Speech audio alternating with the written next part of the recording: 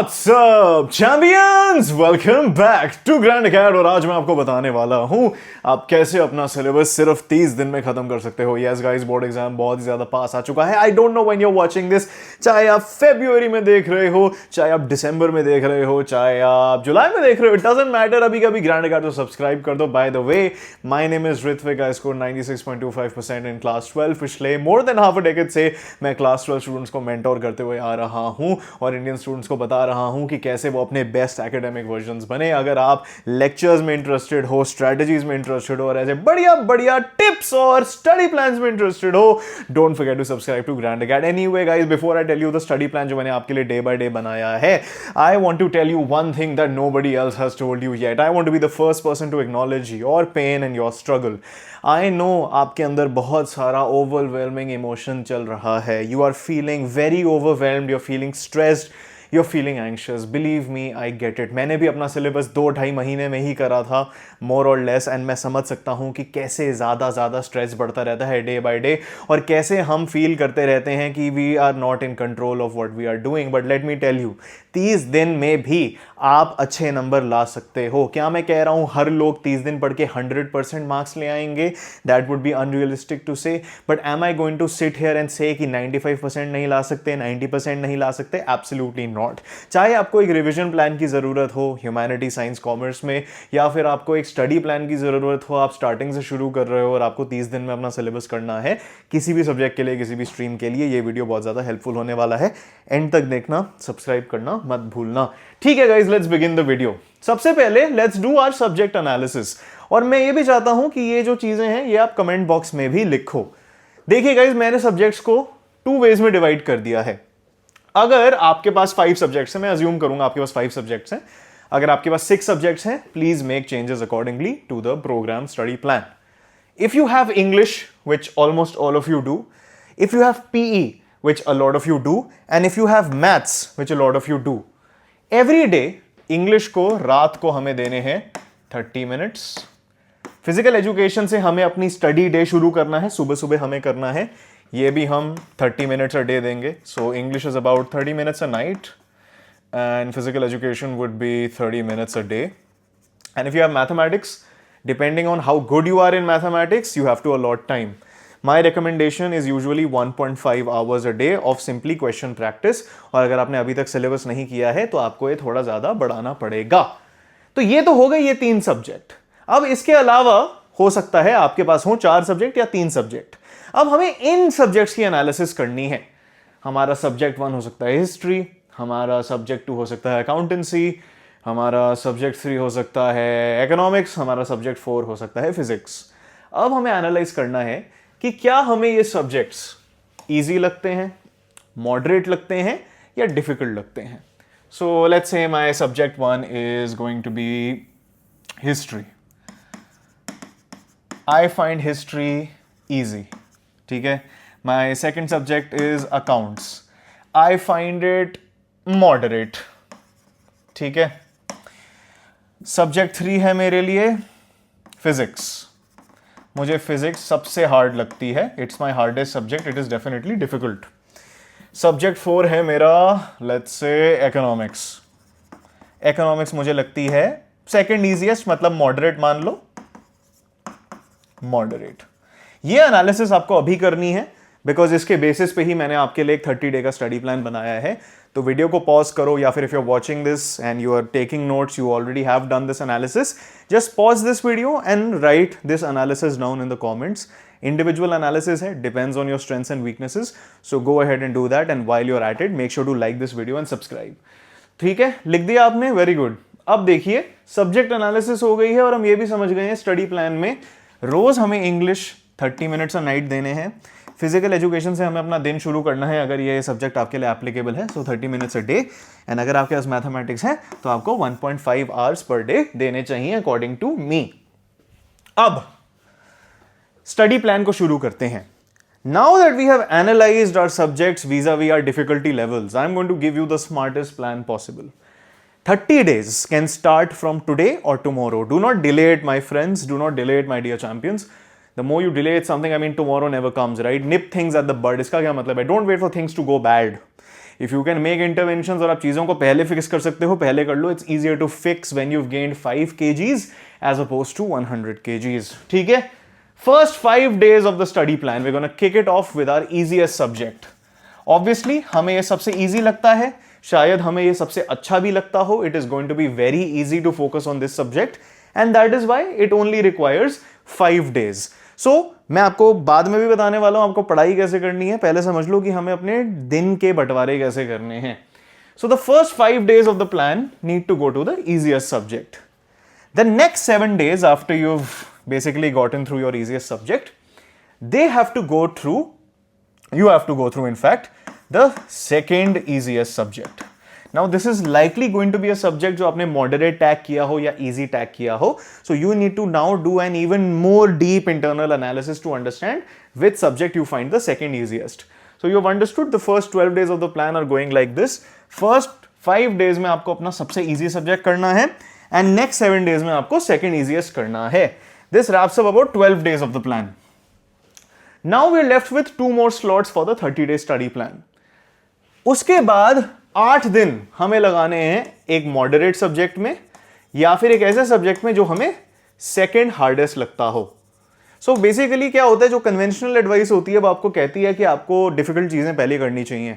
But अगर आपने अभी तक पढ़ाई नहीं करी है, I don't want you to be overwhelmed with a subject that you don't enjoy और that you find very difficult, because आपका मोटिवेशन लेवल बहुत नीचे हो जाएगा. You see what we are optimizing for my dear champions is momentum. What is momentum? कि भाई अगर rocket उड़ रहा है, उड़ता ही रहेगा. आपको लॉ ऑफ इनर्शिया भी पता ही है, हमने 10th में पढ़ी थी. So you need to get motivation and momentum. Are you likely to get momentum and motivation studying something you don't like, और are you likely to get motivation and momentum studying something you do like? I agree with the latter. So the next 8 days have to go to your moderate subjects or your second hardest subject. Finally, study plan का final slot जो 10 दिन का है, which is ample amount of time, it is double the amount of time we took for your easiest subject, has to go to your absolute hardest subject. For many people this will be history, for many people this will be physics, for many people this will be chemistry, but it makes sense. The harder something is, उतना ही ज़्यादा आपको time लगाना पड़ेगा. Now this is something that I've given to students last year as well, and I personally mentored a student called Sushil. Name मैंने replace करा है, but Sushil was a Grand Acad champion. Around January के महीने में उसने हमारा एक course लिया था इंग्लिश का. उसके बाद उसने मल्टीपल कोर्सेज लिए एंड मैंने उसको ये स्टडी प्लान दिया था. And this study plan worked very well for him, so I am recommending this to you as well. अब आप पूछोगे सर हमें पढ़ाई कैसे करनी चाहिए, आपने मुझे बहुत बढ़िया स्टडी प्लान तो दे दिया है, but how would I study this? आपने मेरे को सारी चीजें बता दी, लेकिन सर पढ़ाई कैसे करें? At this stage of preparation, if I only have 30 days to revise और complete my syllabus, what should I do? क्या मैं एनसीईआरटी खोल के बैठ जाऊं? Listen, the first step should be NCERT. Now अगर आपके पास टाइम होता या फिर है, अगर आप कर सकते हो, ideally you should do a line by line reading. But if you don't have time, NCERT glancing करिए. इसका क्या मतलब है? एनसीईआरटी खोलो, जस्ट डू अ रीडिंग 1 से 2 से 3 times. Don't try to rote learn everything. Just read every line so that you have enough exposure to what the NCERT entails. The second thing you have to do is to find good notes or create them on your own. और उसकी आपको सारी definitions को rote learn करना है, सारे examples को rote learn करना है, जो काफी subjects में बहुत ज़्यादा important होते हैं. Your third step is to follow the guidance of a teacher. So आपको वन शॉट्स देखने चाहिए, जैसे ग्रैंड अकैड की स्पीड सीरीज हो गई जो हम डाल रहे हैं, आप उनको फॉलो कर सकते हो. मेरी रिकमेंडेशन क्या होती है कि आप ग्रैंड अकैड के कोर्सेज अगर ले सकते हो उधर से कर लो, क्योंकि क्या है इसमें एक पत्थर से 2 निशाने हो जाएंगे. क्योंकि हमारे कोर्सेज में NCERT line by line study होती है, और लेट्स से एक सब्जेक्ट है physical education, line by line हमने आपको वो 12 घंटे में पढ़ा दिया है. इकोनॉमिक्स हम आपको 20 घंटे में पढ़ा देते हैं. सो अगर आप 2-2 घंटे भी पढ़ोगे या फिर अगर आप 4 घंटे पढ़ोगे, आप देख लो 5 दिन में आपका सिलेबस हो जाएगा. Simple mathematics. तो ग्रैंड अकैड कोर्सेज अगर आप ले सकते हो, बहुत सारे सब्जेक्ट्स के हैं, एक तीर से 2 निशाने हो जाएंगे आपके, एनसीईआरटी भी कवर हो जाएगी और लेक्चर्स भी हो जाएंगे. तो वो आप link in the pin comment and description से एक्सेस कर सकते हो. Anyway, NCERT, notes, one shots, और उसके बाद हमारा 4th स्टेप होता है क्वेश्चनिंग. तो क्वेश्चनिंग का स्टेप 1 है, जो 4th स्टेप है हमारा, that has to be verbal questioning. मतलब अगर आपने एक स्टडी सेशन लगाया है और आपने एक चैप्टर करा, आंखें बंद करके just ask yourself questions and see how well you recall. That is the first step of questioning. The second step of questioning and thereby the 5th step is written questions. You see, आपकी पढ़ाई का कोई फायदा नहीं है, आपके revision का कोई फायदा नहीं है unless and until you are able to reproduce those things in the examination and you're able to translate your thoughts into words and then write them down on paper. So it's very important that you understand कि आपके पढ़ाई से कुछ नहीं होता, first of all आपके revision से होता है. सो get done with your syllabus और फिर जितना भी टाइम बचा उसको रिवाइज करते रहो, but also start writing. So this 5-step procedure is all you need really. It's not very complicated. Read the NCERT, study it if you can, or you can use Grand Acad's line by line courses, links in the pinned comment and description. उसके बाद note से rote learning, examples, ये सारी चीज़ों को consolidate करो. Third step would be one shots को देखो, जैसे स्पीड सीरीज हो गया, ग्रैंड अकार्ड के कोर्सेज हो गए. फोर्थ स्टेप हो गया वर्बल क्वेश्चनिंग और फिफ्थ स्टेप हो गया आपका written questioning. That is it. मैं आपको कोई भी अनरियलिस्टिक या फिर कोई हवाबाजी वाला एग्जाम का स्टडी प्लान नहीं देता, because I want the best for you. And what is the best for you? Realistic plan जिससे आप बर्नआउट नहीं होगे. सो ये चीज फॉलो करिए, हम 100% certain it will work for you. और इंग्लिश, फिजिकल एजुकेशन, मैथ्स जैसे सब्जेक्ट रोज करो. इंग्लिश रात को करो 30 मिनट, फिजिकल एजुकेशन रात को पढ़ो, फिजिकल एजुकेशन दिन में पढ़ो 30 minute. Start your day with physical education, and your day with English. हो सकता है कि आपके जो 5 सब्जेक्ट्स हैं उसमें इंग्लिश, पीई, मैथ्स तीनों चीजें हों, तो वो चीजें तो वैसे ही सॉर्ट हो गई हैं क्योंकि मैंने आपको उसका टाइम डिवीजन दे दिया है. तो आप उसमें प्रिंसिपल्स लगा के अपना काफी टाइम उस 30 दिन के स्टडी प्लान में से बचा सकते हो, बिकॉज आपको फिर सिर्फ 3 या 4 सब्जेक्ट्स ही करने पड़ेंगे. तो now I hope you have understood everything. Bye the way, English और फिजिकल एजुकेशन ऐसे सब्जेक्ट्स हैं, अगर आप उनको इतना सा टाइम दोगे वो आपको इतना सारा रिटर्न देंगे. और दोनों के ही हमने बहुत बेहतरीन कोर्सेज लॉन्च कर दिए हैं. Pro max English champion course और फिजिकल एजुकेशन का चैंपियन कोर्स.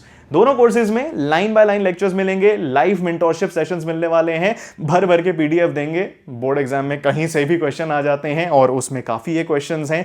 बहुत सारी चीज़ें मिलने वाली हैं, पीडीएफ नोट्स मिलने वाले हैं, लाइव गाइडेंस मिलने वाली है, आंसर राइटिंग मास्टर क्लासेस मिलने वाली हैं, extract based question, competency question भर भर के. ऐसा रिसोर्स कहीं पर भी एग्जिस्ट नहीं करता. दुनिया के बेस्ट रिसोर्सेज हैं ये क्लास 12 इंग्लिश और क्लास 12 फिजिकल एजुकेशन के लिए. तो बिल्कुल टाइम वेस्ट मत करिए. 250 ऑफ वाला ऑफर अभी लगा हुआ है. अगर आप ये वीडियो देख रहे हो तो अभी के अभी head to the pin comment and description, coupon code use करिए फ्लैश और आपको वो डिस्काउंट मिल जाएगा. And yes guys, please comment below and let me know what more topics you want me to explore. आप किस टॉपिक पे हमारा वीडियो चाहते हो. I'll be very happy to help you and I really want to see you doing well. You see my dear champions, you are a Grand Acad champion. और अगर आप एक Grand Acad champion हो तो आप समझते हो कि जो आपका ambition है, it is a cut above the rest. You are simply not like other people. You're a Grand Acad champion. You have higher standards and you want to get the best marks possible. And I fully appreciate that effort and I believe in you every step of the way. Comment करिए क्या चाहते हो, like करो, subscribe करो और इस video को भेजो टू ऑल योर फ्रेंड्स जिनको आप चाहते हो अच्छे मार्क्स लाएं, ताकि आप सब मिलके पार्टी कर पाओ और मुझे भी एक पिज्जा स्लाइस दे पाओ. And apart from that guys, pin comment and description, grand acad app, grand acad website, grand acad courses, सब कुछ उधर है. Alright, till next time, keep winning you champions.